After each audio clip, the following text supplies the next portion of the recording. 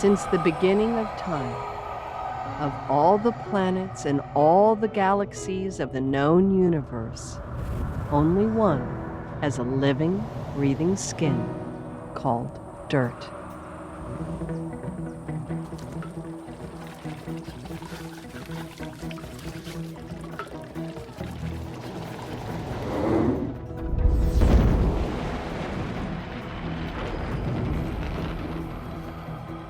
All the silicon and aluminum that are the basis of the framework of this soil, all the carbon in the humus, the magnesium, the sodium, the calcium, all of that is made in stars very different from our star, very far away, and has probably been recycled through dozens of stars before it got to us.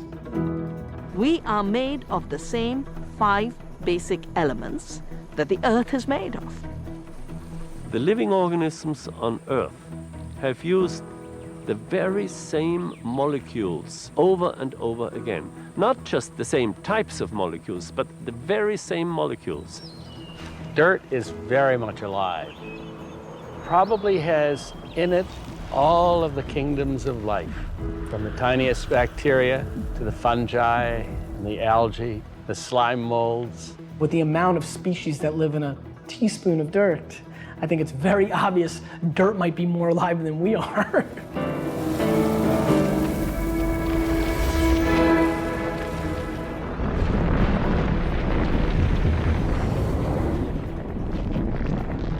About 4.5 billion years ago, the Earth was a fiery ball of molten rock. Volcanoes punched through the surface, showering minerals from the Earth's core and spewing water vapor that turned into rain. For millions of years, rain pounded rock into clay and formed the oceans where life began. Microscopic life oozed from the sea and onto the land, where it mixed with the clay, creating the first living dirt.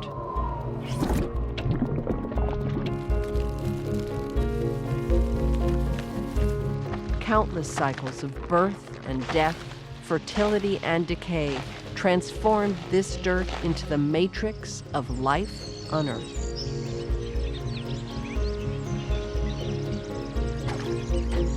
When humans arrived 2 million years ago, everything changed for dirt. And from that moment on, the fate of dirt and humans has been intimately linked. We think that diamonds are very important, gold is very important, all these minerals are very important. We call them precious minerals. But they are all forms of the soil. But that part of this mineral that is on top, like it is the skin of the earth, that is the most precious of the commons. Our wealth is imaginary. It comes from soil. If we don't take care of the soil, which is just the first 5 centimeters layer of life that is on the earth, our future is totally condemned. We take the soil for granted because it's there, it's everywhere, except when all of it has been taken by the wind or by the running water, and then you are left with bare rock. And you realize you can't do very much with the bare rock. A lovely, mild, sweet aroma, and it has so much diverse life in it. A handful of terrestrial dirt contains more organized information than the surface of all the other known planets. Contains more organized information than the surface of all the other known planets. This much soil probably has in it tens of billions of microorganisms. And they're all living together, some in cooperation, some in competition. So they have tremendous strategies for living with each other and getting rid of each other and making their own space in the ground.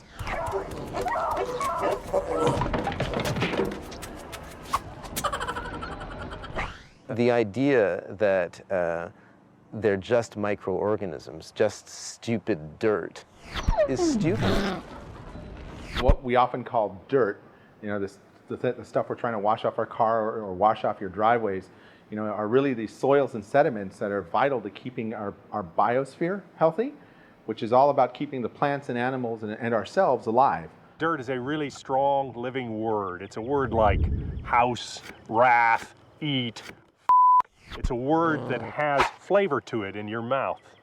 And it's a word that's about relationships. Kids don't go to play in the soil.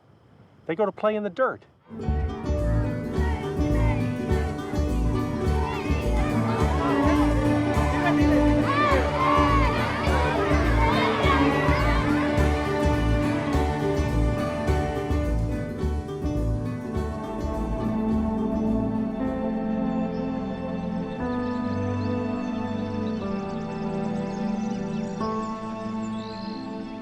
As we walk through the landscape, not only are the birds aware and the bears and all the other animals of this forest, all the microbes in the soil are aware of our presence.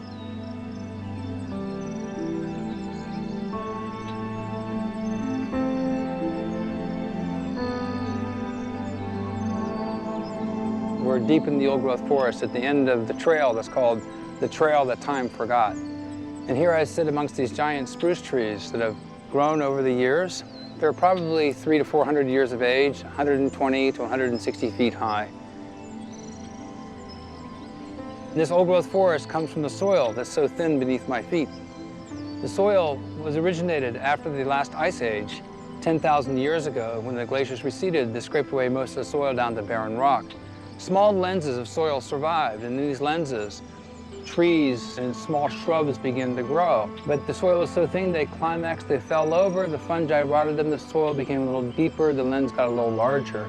Next succession would occur, and again and again and again. These cycles of renewal, decomposition, soil building, soil becomes thickened. As the soil becomes thicker, it increases in its ability to support biodiversity. Let me pull this back. And you can see the mycelium is all underneath. These are the interface organisms between life and death. And as they decompose the wood, they generate soil. This cobwebby growth then erupts into a mushroom. Spores spread and satellite communities appear distant from the mushroom from which it sprang. This is the way of fungi. All soils in the world are infused with these mycelial mats. This is what the entire soil is made of. It's made of mycelium, and as it decomposes the wood material and plant material, it becomes dirt. Mycelium makes dirt. Even in the concrete jungle, dirt finds a way to come into being. I decided to write a book about dirt largely because everywhere I went in New York, people didn't seem to believe in it. People didn't seem to believe that nature existed at all. Clyde was a guy I knew really well. He was just a general handyman. And one day he was asked to clean the front of the cathedral because there was a block that was loose in the tops. Clyde fell off the scaffold. He fell more than 40 feet.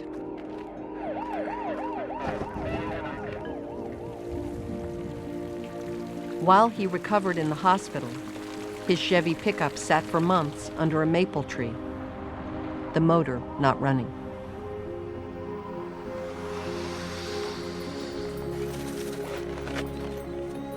But in the back of the truck, open to the air and the sunlight and the rain, nature's motor was emphatically running, as fallen leaves, styrofoam cups, Chinese menus, and pigeon droppings turned into a garden.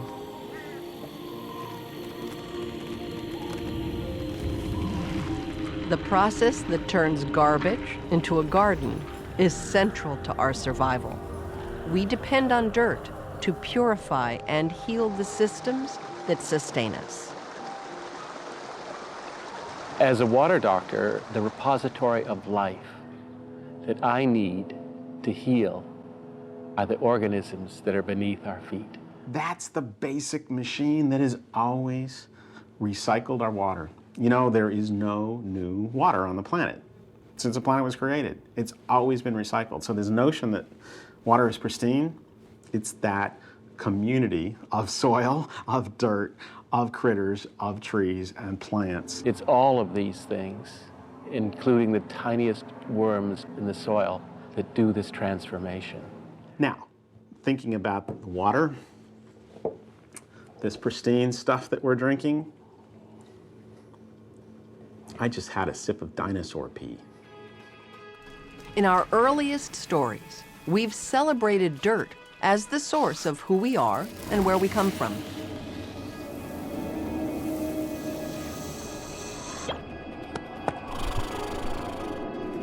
In the Amazon jungle, it's said that one day Sun hurled a stick rattle into Mother Earth,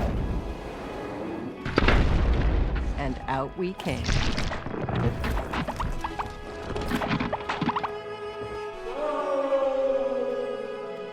Ancient Egyptians believed that the gods shaped clay into humans and put them in an earthly paradise. Huh.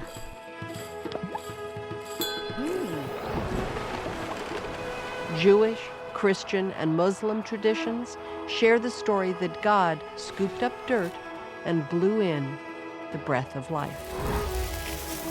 In Hebrew, the very name Adam means dirt or clay. And Eve means life. Dirt in the Garden of Eden gave them, and us, everything we need to survive. In traditional agriculture, the soil is the mother. She's the mother who gives, to whom you must give back. And to treat soil as the sacred mother is the best thing you could put in your relationship with the earth. In traditional agriculture, soil is recognized as the source of all fertility. The sacred cow is such an important part of sacred soil, because as we feed the cows the part of the plant that we cannot eat, they turn that into the real life of the soil, the cow dung.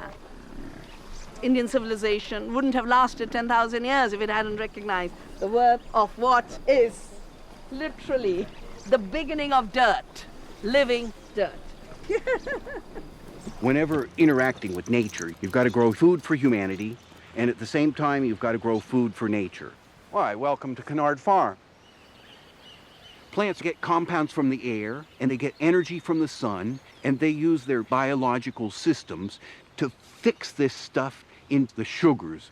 They use some of those sugars to put into their fruit for attraction, to spread their seeds with all us animals. There's about half of those sugars they secrete from their root systems and pump those sugars into the soil to feed the soil biology. Plants are absorbing moisture, so there's a tide in the soil coming to the plant. While they're alive, they have been utilizing their bodily wastes to solubilize the mineral nutrients from the raw parent material. This is the raw parent material, a rock. This is planet Earth. We're going to have tomato plants and little baby vetch plants growing up underneath them. And we're going to come in and harvest the tomato plants. And then the vetch plants will have the whole land, and it'll turn into a tangle of vetch and other weeds. And they'll be allowed to come to full maturity and die of their own volition. They're going to die of maturity. They're going to be grandmas at 93 dying of contentment. Then that is going to offer the soil mature, durable organic matter. Visionary environmentalist Pierre Rabhi is a farmer without borders. He's devoted his life to healing dirt. Cette terre qui était aride dans laquelle nous sommes installés, et notamment cette terre-là m'a beaucoup enseigné pendant des années et des années. Dieu n'a pas donné une terre merveilleuse pour qu'on la profane.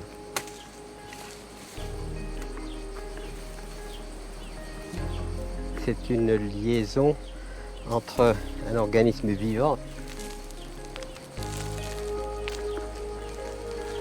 À la fois je suis père parce que je la soigne, à la fois elle est mère parce qu'elle me nourrit, et à la fois c'est une amante dans le sens où on a un amour partagé qui se croise, vitalisé, mais qui en même temps me soigne aussi.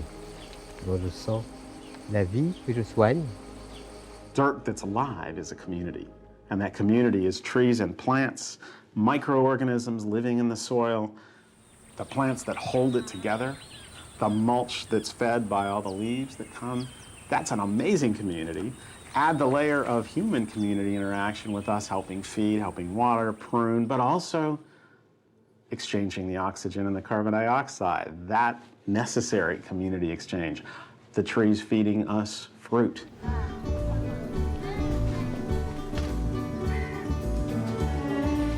We live in potentially a Garden of Eden.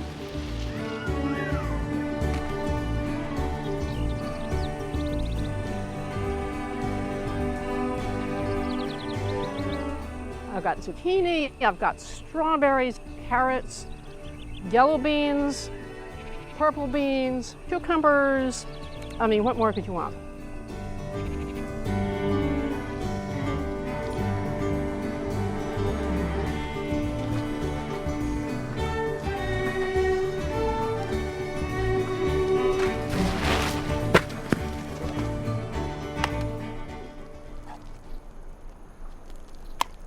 The coconut. I eat the ground. I will tell you that every wine growing region I've ever been to, which is a lot, Italy and Spain and France and Australia and all these places, the first thing I do is put my hand in the ground and eat it. I don't know what that means, if I'm crazy, but I'm telling you, I always feel a connection. The ground is what you taste. When you really break it down, when you're not just drinking for casual fun, when you're nerding it up, it's the ground that really exposes the wine. Getting a lot of cranberries. I get a little bit of like a roasted peppers kind of thing going on. Maybe even a little bit of cassis on the back end of the Sangiovese. Now, when you taste the grape, you know, maybe you're tasting some of that berries. Now, going down this beautiful vine, you get into the soil. And as you dig into the soil, you know, you start, this is a sandy soil. You start smelling it, and you're getting, you know, that classic dirtiness that you know, sand and dirt that you get. And maybe even a little taste. Every piece of land has its own flavor profile and terroir. People understand it's all about their dirt. Listening to the stories of the people who've gone organic, who've gone from being places that put awkward things into the land to being very clean, the wine is so much better. And healthy vineyards make healthy wine. The people that make the greatest wines in the world, they love their dirt. They pick it up, they coddle it, they kiss it, they put it in a jar, and it sits in their mantle in the living room because they know. They know.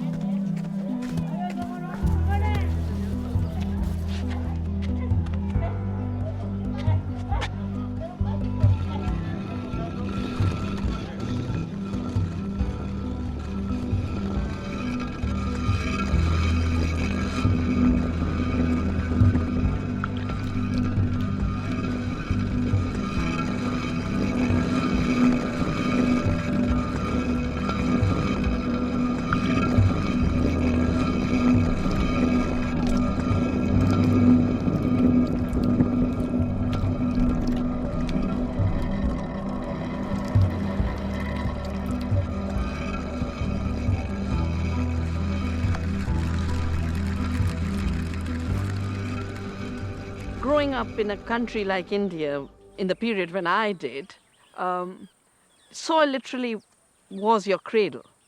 Everything was soil. My parents were highly educated, but my mother had chosen to become a farmer. And I remember our holidays coming down to her farm, and our most fun thing used to be the cow dung and soil plaster with which on a daily basis the floors would be plastered. It was like artwork, it was like being a painter. And for us, that freedom to play with dirt, I think has been both my intellectual, emotional, and physiological immunity builder.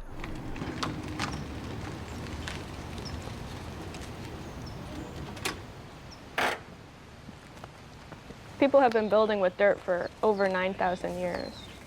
Most of the world considers this a really viable building material. A third of the world still lives in earthen structures. You can dig it up right on your site. You don't have to transport it. To operate heavy machinery, pull out hundreds of yards of soil, then haul it hundreds of miles away to dispose of it like it's garbage, just seemed ludicrous. We used the wonderful machine, the horse in this case, to process our straw. It's an incredibly fine fiber. And in that process, though, adding enzymes and other proteins to the manure, which act as a natural glue. So as this dries, it dries with an incredible hardness. And we're just kicking it old school. It's like, oh, this is how everybody's done everything for so long. The mixture of mud and cow dung in our climate has many, many uses. The cow dung acts as an antiseptic, so you don't get infestations. And mud, compared to cement, is warm in winter and cool in summer. So if you go into a house with a mud plaster, in the summer, it'll be cool. You go into a house with cement plaster, it'll radiate the heat.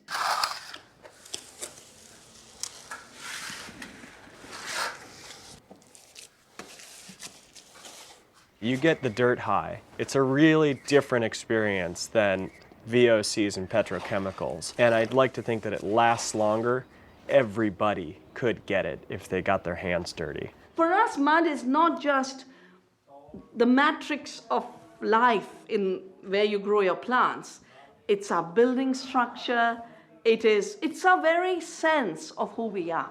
Dust to dust and ashes to ashes. We are dirt. And we're made of it, we're made of clay, and to that we return. Everything that we see as our flesh, our blood, our bones, could not be here without the land. The DNA text of a bacterium has entire paragraphs that are identical to our own genetic instructions. So on a physical chemical level, we're just not all that different from microorganisms as we might think we are. To understand, when you look at the mountains or the lakes or the rivers, and to feel that being a part of it, to feel that this flesh that's standing here is that place, that I am that river, I am that mountain, I am that dirt. I could pick up a hand of dirt, and that's what my grandmother used to say. She'd pick up a hand of dirt and she'd say, "This is my flesh."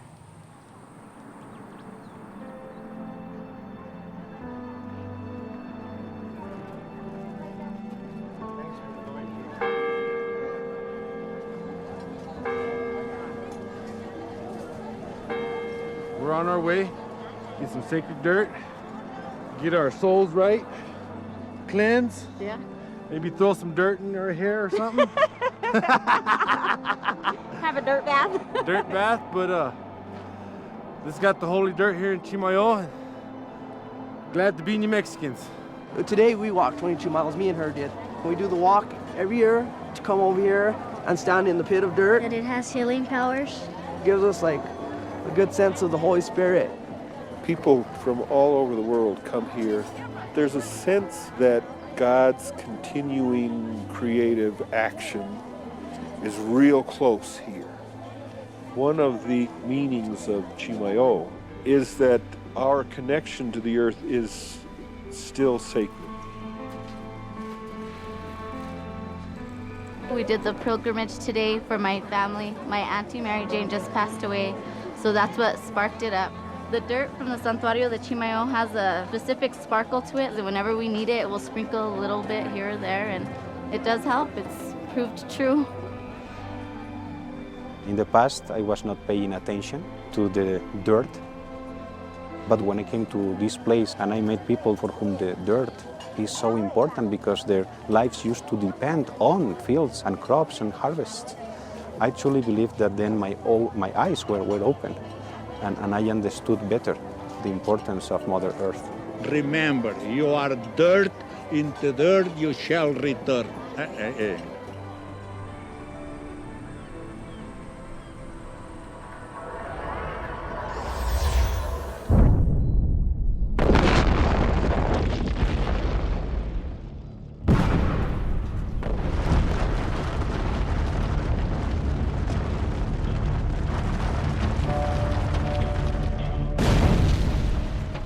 The demand for natural resources has completely changed our relationship with dirt. This is a fabric of life being torn apart that can never be put back together again. All around the world, we are destroying dirt in pursuit of the raw materials we consider to be more valuable. Practice of coal mining that's called mountaintop removal. It's strip mining with a vengeance, with equipment, the scale of which is difficult to conceive.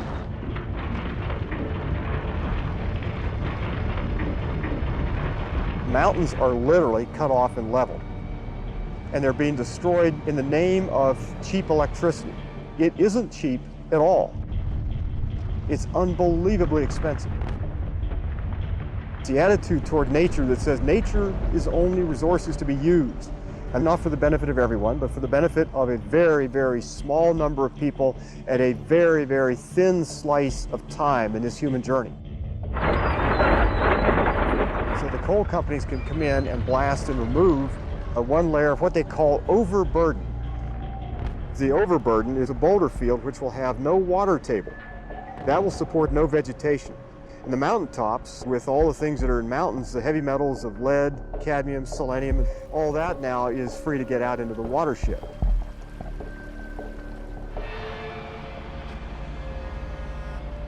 I was born and raised here in Los Angeles in the 1950s. In fact, I was raised in the house right there with the white van in the driveway.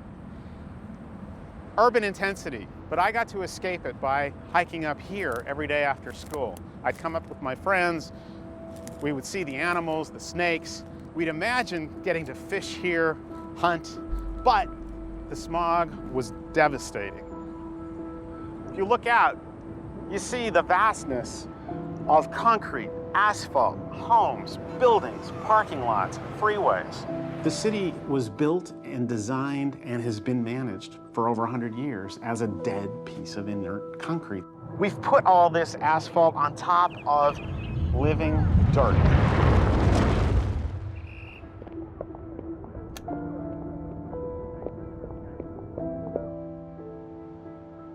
We live in this living organism. It's dysfunctional, pathological, but it's a living organism. It's called the flat city.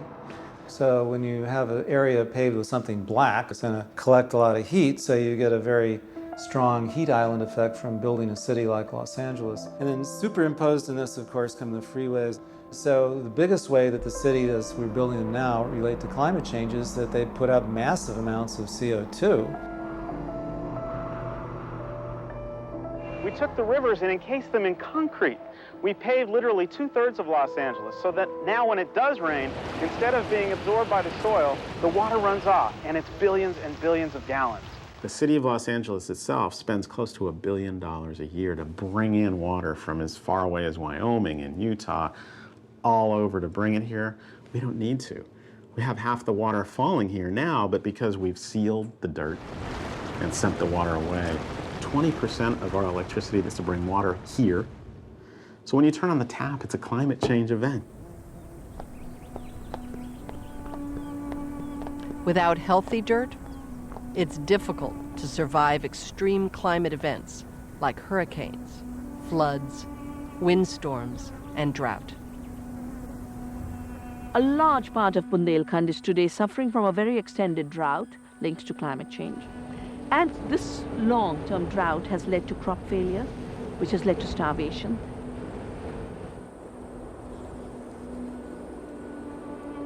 You create deserts where you are, and eventually these micro-deserts form much bigger areas.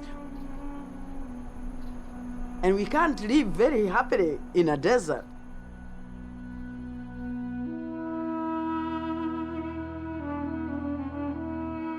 And so we start fighting between farming communities and nomadic communities over land that is not a desert, that still has dirt.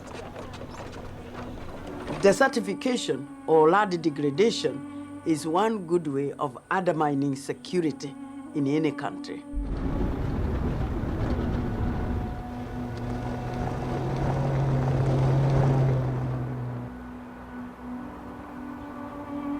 Throughout history, we've seen civilizations rise and fall based on how they treated dirt.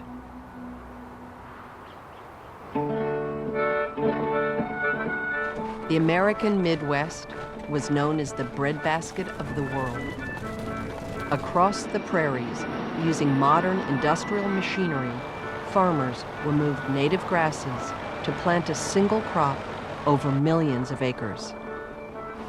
This seemingly efficient system of farming, called monoculture, worked in the short term, bringing record yields and profits. Monocultures don't produce more, they produce less. Monocultures produce nothing for the soil. The idea that we are increasing soil fertility and agricultural productivity through industrial monocultures is one of the biggest lies. What the farmers didn't realize was that they were killing their dirt by destroying its root structure. After years of severe drought, fierce winds picked up whatever remained of the topsoil and just blew it away, leaving the Dust Bowl in its wake.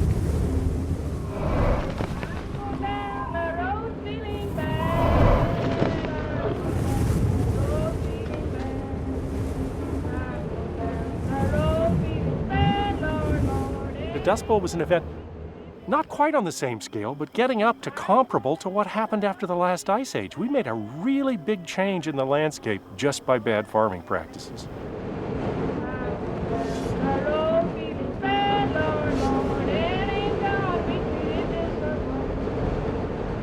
A third of our topsoil we've lost in the last 100 years. It's the problem of agriculture. It's the way we do agriculture now.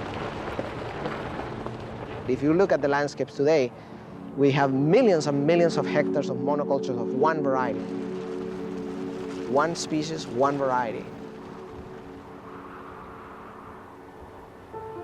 All these monocultures are actually going to collapse under climate change scenario, especially in drought situations. Lo que predomina en este momento es la soja transgénica.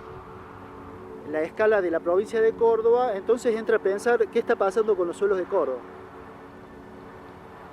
The more we grow monocultures, the more vulnerable our systems are. So we need to diversify the systems. For example, in the winter here, sometimes we grow broccoli with fava beans. If a frost comes, the broccoli dies, the fava bean remains. It's very resistant to frost. If you have corn and beans and sorghum and a drought comes, the sorghum will remain. Everything else will collapse. So you don't put all the eggs in one basket. We have this one species planted for miles, and it's a all-you-can-eat restaurant for pests. So once a pest learns to unlock the key and get into one kind of plant, and you've got that plant planted for miles around, it can open every single plant, okay? And so that's how pest epidemics get going, so then we add pesticides.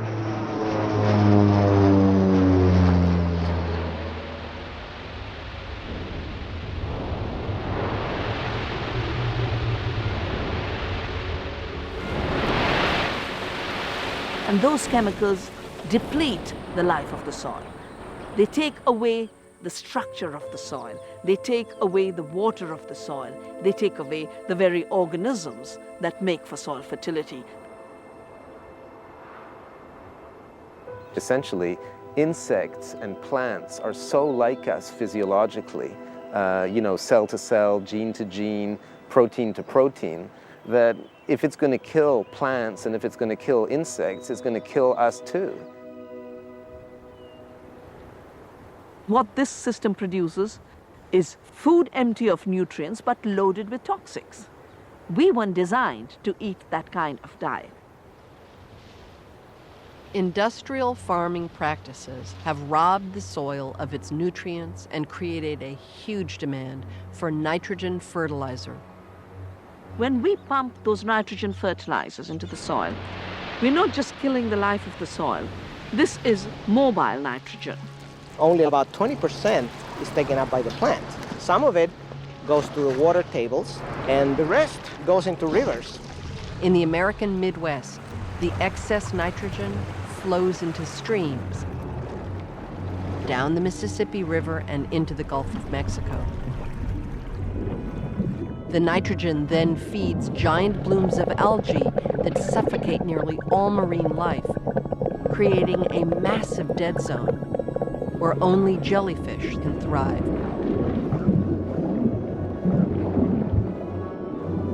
This mobile nitrogen also combines with oxygen to form nitrous oxide, which floats up to the atmosphere, accelerating climate change. 25% of greenhouse gas emissions are coming from an agriculture that has become a war against the soil. For 2 seasons, 3 seasons, they'll get a soya harvest, then they'll abandon it like a desert and cut down another 100,000 square miles.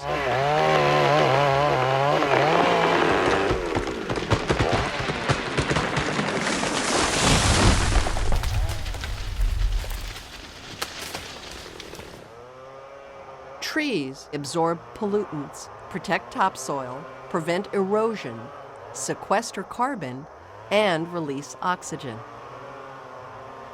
The entire Brazilian rainforest is being cut down for expansion of soya. We have always cut down forests to clear land for growing food. Now, to meet the global demand for lumber, paper, biofuels, and land to graze cattle, forests around the world are being mowed down and the dirt beneath them ravaged. The government and many other people see timber, they see money, but they do not see the diversity of life that is in those forests. Each year, 100 million trees are turned into 20 billion mail order catalogs.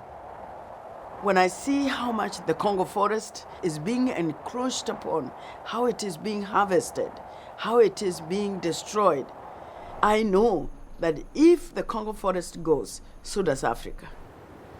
Behind me, we have an example of ecological Armageddon. This is a practice currently employed by the foresters and by logging companies, who, after they've cut the old-growth forest, adding insult upon injury, the brush is then set on fire, sending carbon dioxide as well as gases into the atmosphere.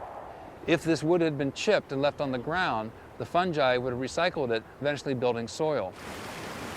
When it rains, the water runs off and carries with it wonderful topsoil that we need to sustain vegetation in these forests. We do not replenish the underground water, and therefore eventually rivers dry up. In once productive farmland, it's the farmers who are being ravaged as they struggle to pay for expensive new technologies and equipment they've been pressured into buying. Farmers have been pushed to buy more seed, have more tractors, been pushed into the loan economy. Now, an activity that was a zero-cost activity suddenly becomes a 5,000 rupee activity every year, and the farmer is burdened with debt. और tractor में बैठ करके चले गए या हमको गाली गुत्ता दे करके हमको छोड़ दिया, कहीं सीधे बैंक जाओ या देश विदेश चले जाएंगे, क्योंकि मतलब जो है तो ये तकलीफ नहीं देखी हुई जा सकती. As farmers around the world go broke and lose their farms, their land is taken over by international agribusinesses that grow genetically modified single crops for a globalized economy. 25 and 25, 325, 3 1/4. Yes or no, 3 1/4, and I sold it $300. Truck, 35 is the buy. Right up to the pickup, please. I just love farming. In India alone, the target is 600 million farmers should disappear in an industrial model of farming. No one thinks about where will the soil be, where will the soil keepers be.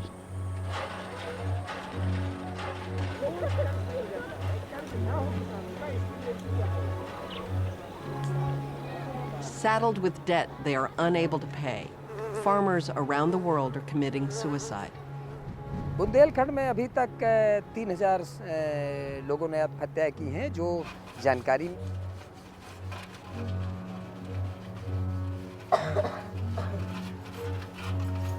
तो वहाँ तो फांसी लगाए टांगवा तो ढूंढत फिरत ही हुआ तो खेत में फांसी लगा ले तो फिर मैं आप वहीं से गुहार मार चली गई पूरा. अब बस वहीं से चली आई हूँ वहीं तो वहीं फांसी लगाए अपने सापी में झूल para.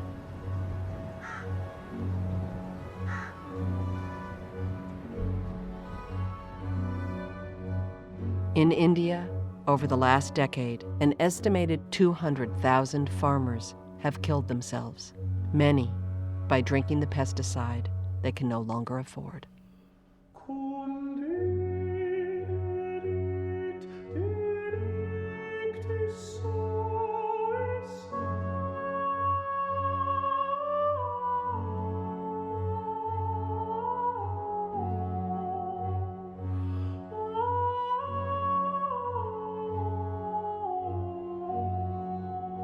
El grave problema que tenemos con el suelo es este.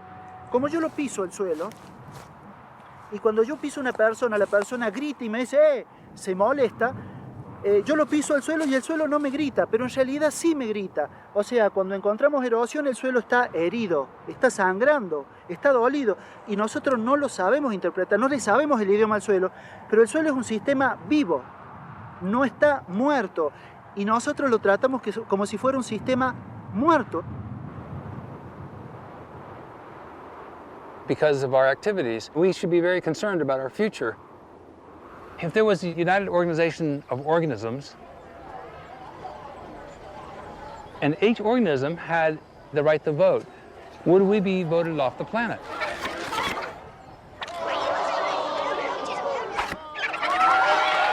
Given that our bodies reject viruses, the analogy that the Earth could reject the human species as a virus is very apropos and has good biological precedent.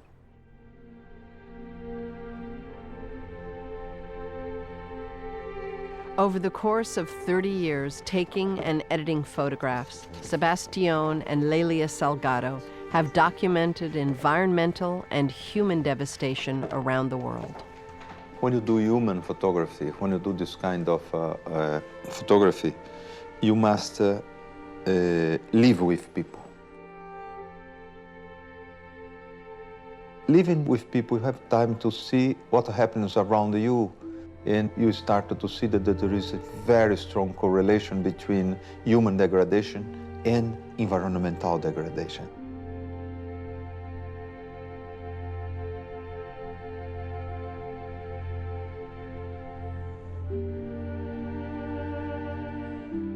This picture, it's, you know, when we see all dry and the people, they are asking for rain.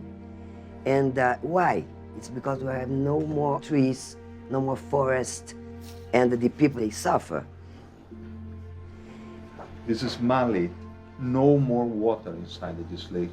And here I have a picture of the people walking inside what was the lake. And that became a desert. People who live on degraded lands become very poor. Often they will abandon the land and they will go to cities, looking for jobs that are not available, and they will end up in slums. For the first time in human history, more people live in cities than in the countryside. In the developing world, nearly 80% of city dwellers now live in slums. They are displaced people who've been separated from the dirt that sustained them.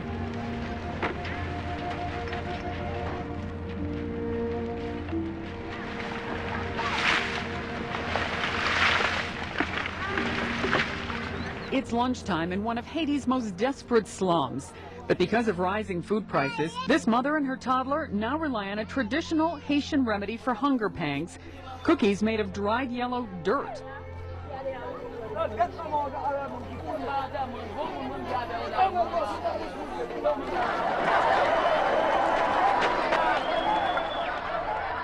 Across the planet, hungry people are rioting over food. The food riots are a direct consequence of the industrial model of agriculture, the failure of the industrial agricultural model. Deadly conflicts and outright wars are breaking out over our dwindling supply of fertile soil.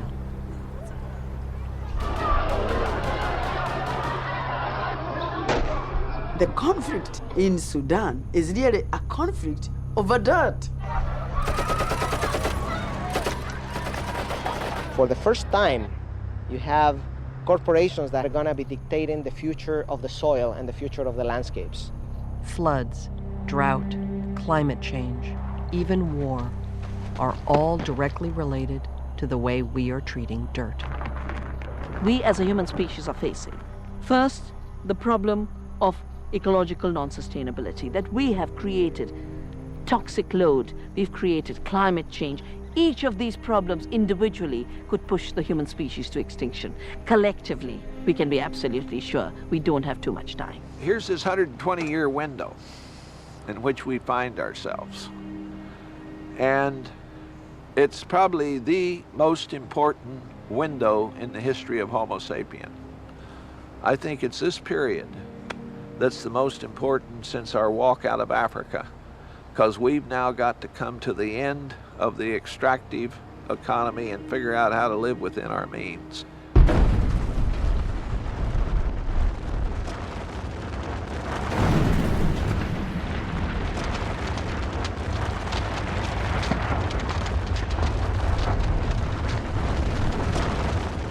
We are constantly being bombarded by problems that we face, and sometimes we can get completely overwhelmed. The story of the hummingbird is about this huge forest being consumed by a fire.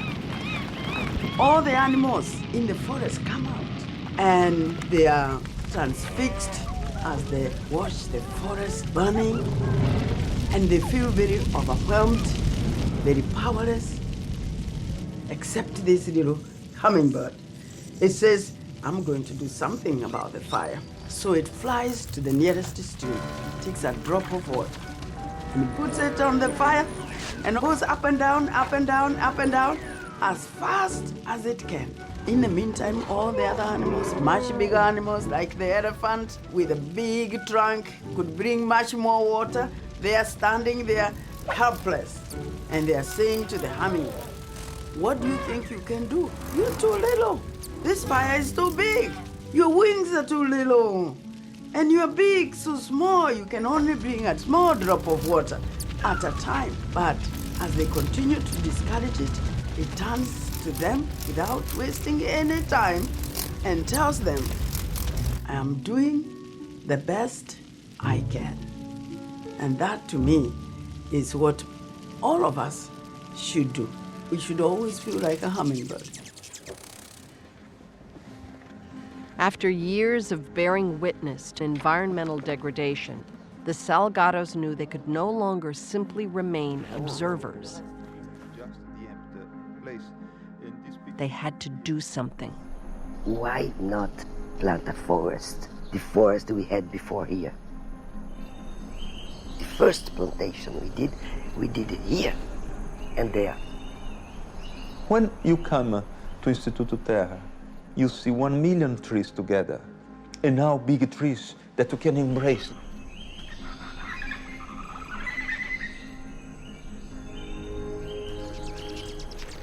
You see the birds. We have so many birds now.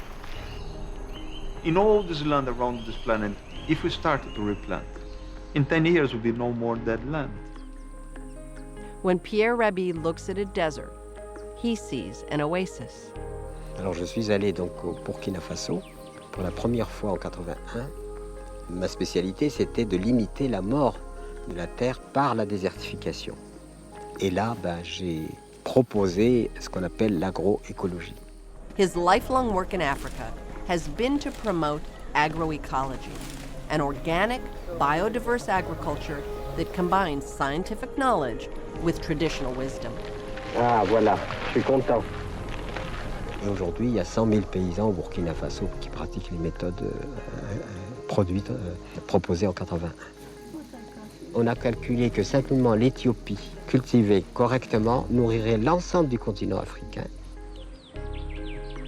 Well, it wasn't long ago that Native Americans were living off this arrangement.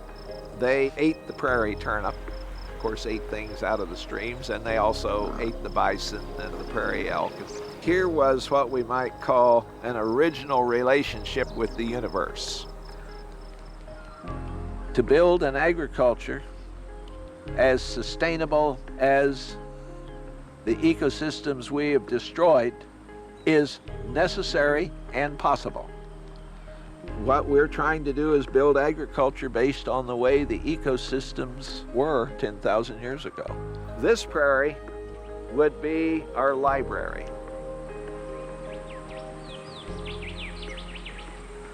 What the soil scientists here are trying to do is to understand those dynamics below the surface that sustain what we harvest above. Just to show you in one plant some of the diversity of root systems that we have. With a perennial, it allows this plant to come back each year from its root system. It doesn't have to be started each year from seed, and it doesn't have to grow its entire root system each year like an annual plant would have to do.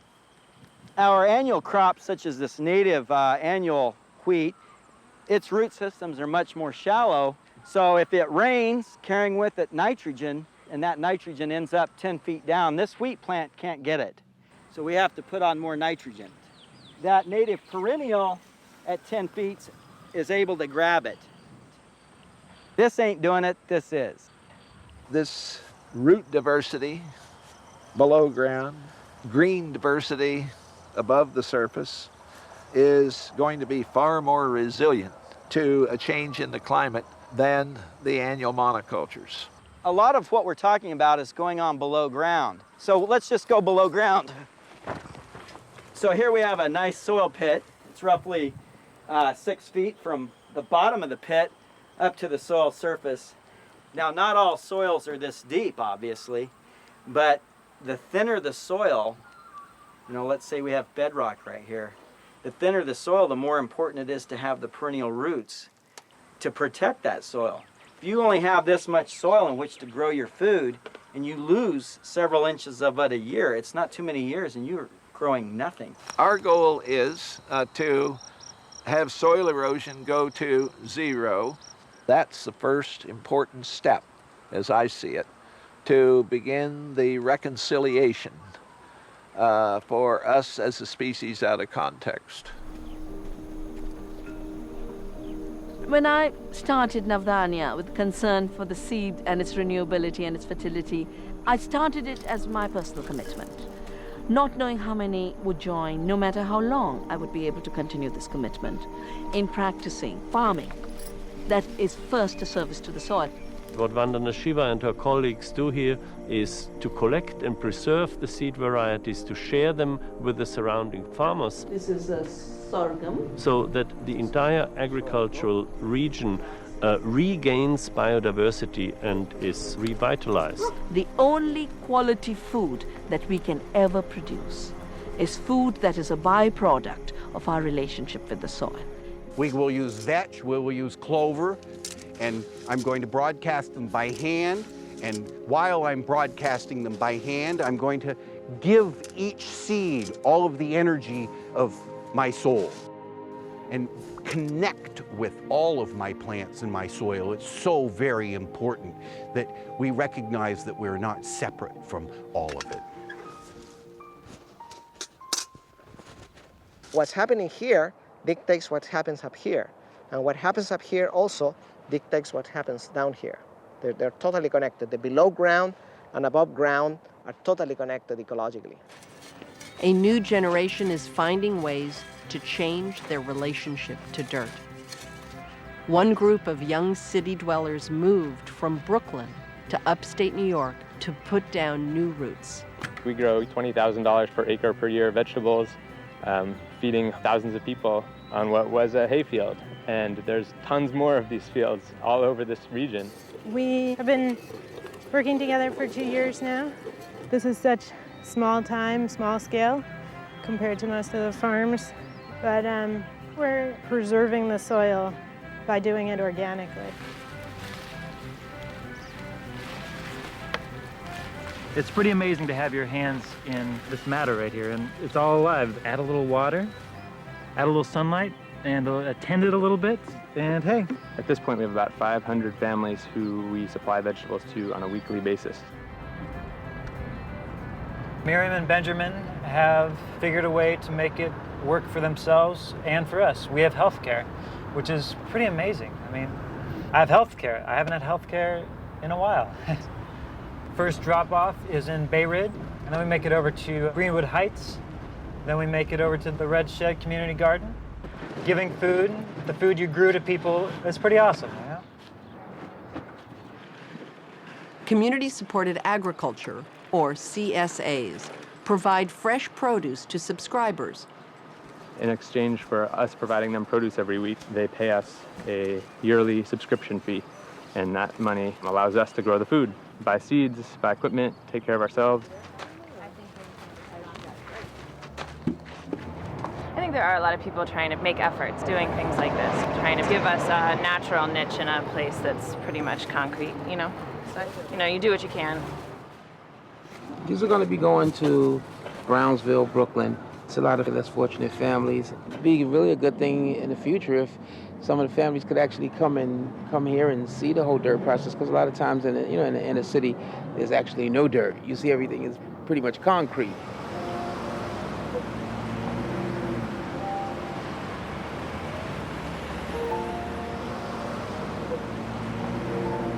You don't have to move out of your neighborhood to live in a better one, but you sure do have to fight as hell if you want to reconnect your life into a more natural state that actually includes poor people and poor people of color. So we work to create opportunities, do tree planting, to work on, creating parks. The presence of trees in open space actually has a positive impact on people's mental well-being. We're in the South Bronx on top of the house that I live in, and what we're standing on right now is the green roof that we planted about 7 months ago. A green roof is a sustainable building technique, and it's really simply soil and living plants. But it has some really amazing properties, such as stormwater management. It actually retains about between 70 to 95% of the water that falls on it. Energy conservation, it provides an insulating layer to the floor underneath it. They protect a roof from sun damage, so they actually last up to 5 times longer than a traditional roof, and it actually cleans the air as well. Isn't that beautiful?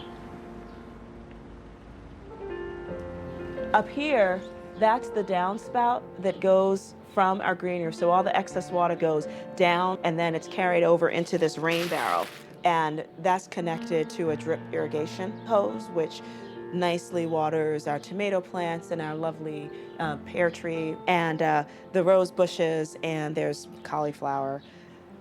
So this is our compost bin. So remember all the weeds that I pulled up off our green roof? They're gonna go right in here.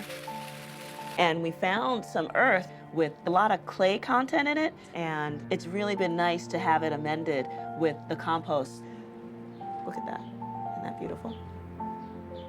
What we want to do is green as many areas of our urban areas as possible to kind of mimic what nature has already stated works. So many of us feel overwhelmed by the problems we encounter. And sometimes you feel like, so what can I do? Me, little me. It was 1970. I was 15, and the Forest Service told us that smog was killing the forest. They said they found that there were some trees that were smog tolerant, but no one was planting them. And it was up to us kids if we were going to save the forest. So what we did was take a piece of our camp that had been turned into a parking lot. We peeled back a 4-inch layer of tar and oil, let the dirt come back to life. So it really just started out of your concern for what was happening with the trees, and kind of grew, and the volunteers joined, And other people who thought it was a good idea have joined in. Tens of thousands of young people come here to learn about how nature worked in cycles. And they learn how those cycles were broken, causing damage to the ecosystem. They learn their profound power and their role as the healers of that cycle. How long would that take to grow with proper care to a fairly good size, 4 or 5 feet? 2-3 years. And this is going to be a redwood? It's already a redwood. Oh, excuse me.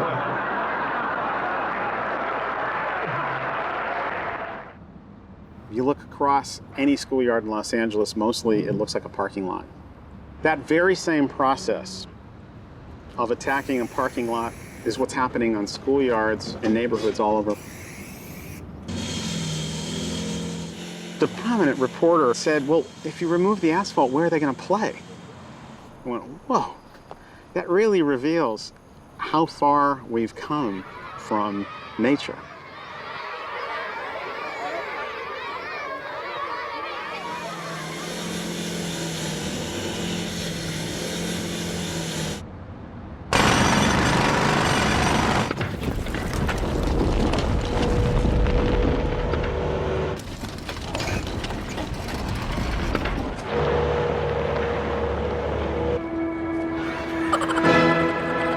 It's really amazing what started happening as students started to remove the asphalt and green their campuses. This place used to be all concrete, just like down there at the basketball courts. We planted an edible landscape. Want to see? Oh, that's really good. The experience in nature is so comforting to these kids who have never had their hands in the ground before. They just need to be here. They want to be in the garden. What, that we should all get our hands in the dirt and pick the vegetables ourselves and bring them into the kitchen and make them into these beautiful soups. Sure. Thank you. Our whole lunch is actually made out of dirt. Thank you, Dirt. Thanks so much. Salad. Salad sandwich, milk and lunch. Yes, Dirt, you made my lunch. Yes, Dirt, you made my lunch. Thanks, Dirt, you made my lunch. All our prayers, our ancient prayers from the beginning of the agricultural season, begin with, I know I have to take something from you, Mother Earth, to feed myself, to feed my family, but I promise I will return as much as I can. This is compost. We just cultivated the bed, so we put compost all over it, then layered it with some newer soil. There's no such thing as waste until it's wasted. Compost is the black gold that keeps dirt healthy. I really think of this compost pile as a giant casserole, or say a lasagna, because all these things are going to start cooking. That's the way compost works. You basically need two things. You need stems of plants or chopped up leaves, something like that. And then you have the moist green ingredients, and that's things like weeds or old cucumbers or anything like that that's leafy matter. And the dry brown is the fuel. The moist green is the fire. When you add nitrogen and carbon together, you get this wonderful combustion, aided by our little friends, the bacteria and the fungi that are in here making it all work. And it turns into something resembling the best soil you ever saw. We got a call from the state of Maine that they had a fish waste crisis.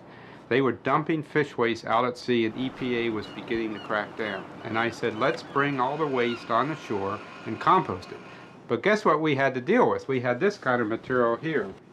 Take a whiff of that. Holy! That's pretty strong, isn't it? That's pretty strong. Yeah. As soon as we started composting, everybody said, oh, that's what the Indians used to do. But we're combining it with a carbon source, and the traditional carbon source for making compost is softwood sawdust. But this is really step one. Not bad. Yeah, this is about one turn too early. You can pick up a slight ammonia smell with this, and that kind of gives me away that I'm rushing this just a little bit. The next step up, we've turned it 4 more times. At this point, you can smell it. No ammonia smell at all. That's a good sign. That's a real good sign that we're right on track. It has a real earthy smell. It smells just like dirt right out of your garden at this point. And this is their final product. Look at that. Wow. That, all it took was about 8 months of composting. It's beautiful.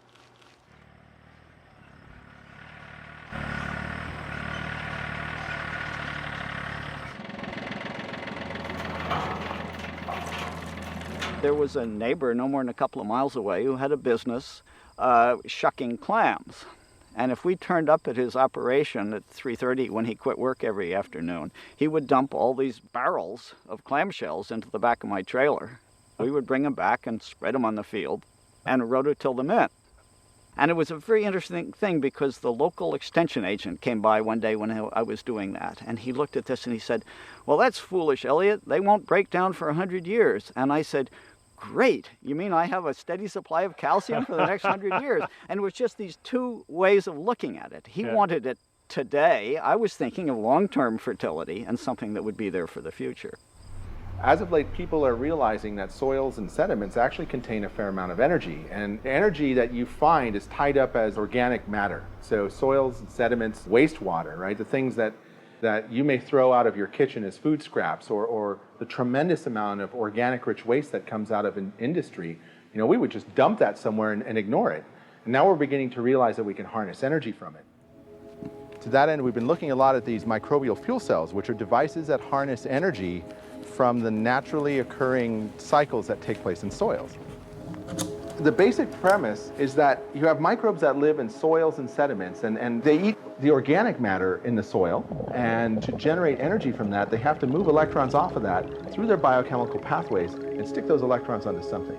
By using a microbial fuel cell that you would put into the soil, you can do things like turn this landscape light on. So what you see here is our landscape light being powered by energy that we harness from microbes, which you could have in your home, in your backyard, or we could use these to illuminate parks and public spaces. And our hope is that we'll be able to find ways to use microbial fuel cells to power maybe outdoor landscape lighting, or even bring lights to rural or remote regions of the US. And of course, to help those people in the developing world improve their quality of life. Rikers Island in New York City, one of the largest prison complexes in the world, offers inmates the opportunity to work in the greenhouse program. When we talk about dirt, we're not just talking about dirt, we're talking about the spiritual as well as the physical attributes of one's life. And I think that's what people relate dirt to after they come from jail into the gardens. It's no longer dirt, it's a metaphor for a healthy life. I grew up in Brooklyn, New York. I have a 3-year-old. I actually had my 20th birthday here. A fight brought me here. You know, reality smacked me in my face, you know, being here. And at the same time, I've found something I like to do. I notice when people come through the gate, you know, they're hunched over, they're feeling the impact of what it's like being locked up. All of a sudden, as they start moving through the garden, I kind of almost see their chest cavity expand and their shoulders go out. Yeah, when I come out the door, I say, wow, it's so beautiful. Then the first thing I see is my friends, Donald and the guinea fowl. They're my favorite birds, and I love them to death. They're so serene and beautiful. It's something that a person would have to feel for themselves. That's behind those closed doors. In the period of time it takes to mix soil, to dig into soil, I see this transformation. And it really comes with that first exploration into the world of dirt. It's really amazing what started happening as students started to remove the asphalt and green their campuses. Principals have reported that kids are playing more cooperative games and less aggressive. That's really cool.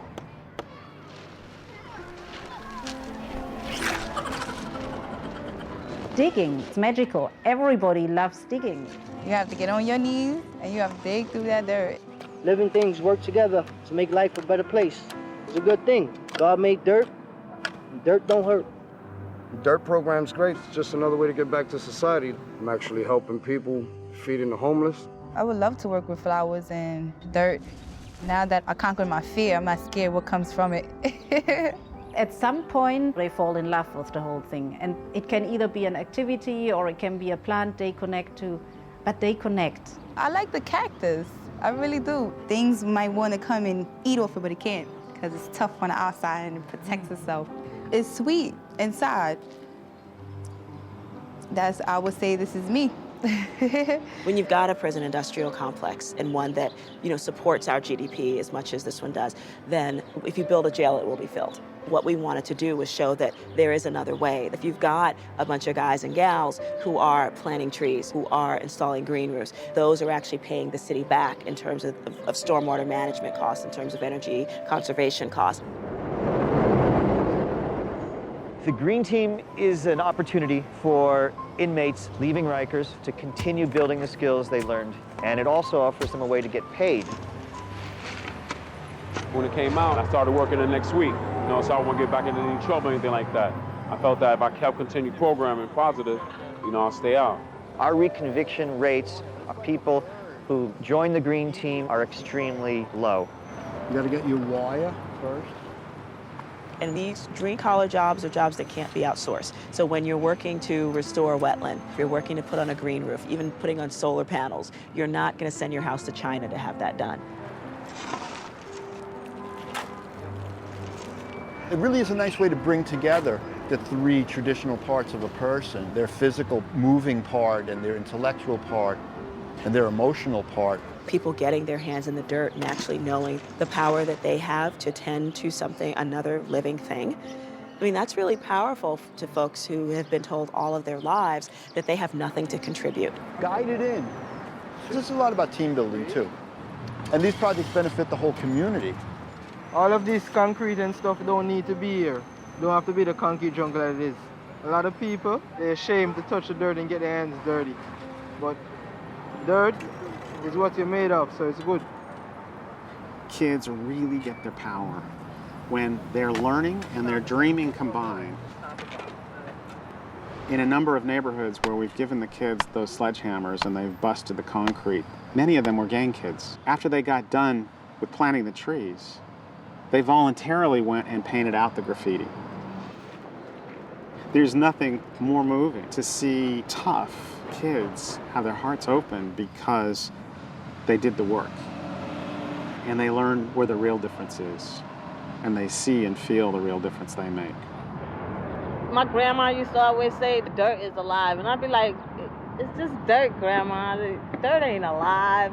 She goes, it has oxygen and everything in it, and minerals and vitamins, and how you think the plants grow, and the food is good, and you literally, it goes in one ear, come out the other. But now that I'm older, I understand more how it's very important to help the environment, because sooner or later, if people don't really wake up and see what's going on with global warming and all of this, it's gonna be too late.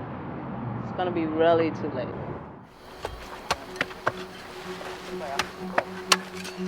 Even though what you are doing may be very small, may be very insignificant as far as you're concerned, collectively, if so many of us were doing the same thing,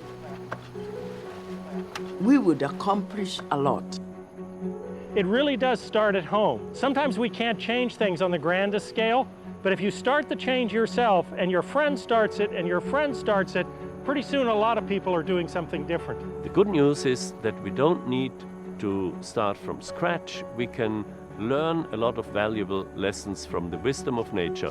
Put on the skin the dress, a green dress, like trees, like vegetation. And then when the earth is covered with green, with the vegetation, and with the trees, with the forest, it looks very beautiful. And in this age of climate change, can you imagine how happy the planet would be?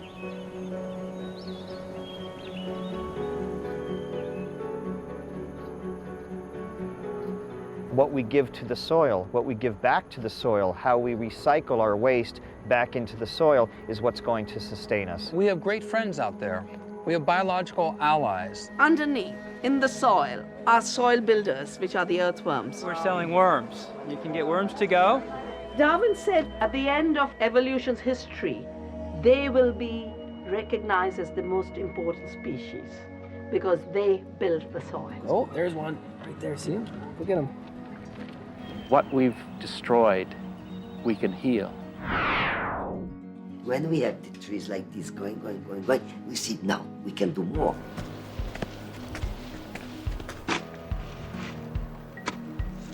I may feel insignificant, but I certainly don't want to be like the animals watching as the planet goes down the drain. I will be a hummingbird. I will do the best I can.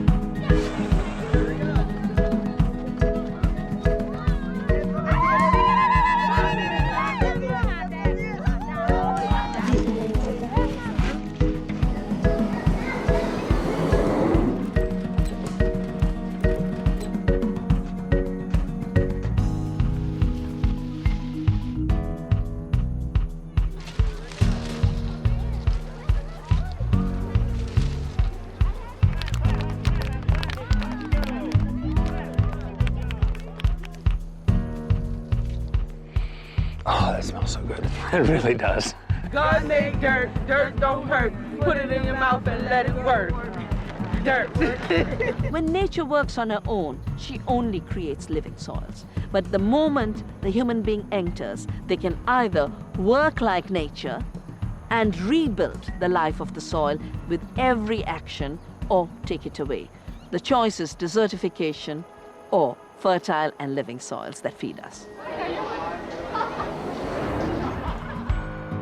Of the billions of planets in all the galaxies of the known universe, only one has a living, breathing skin called dirt.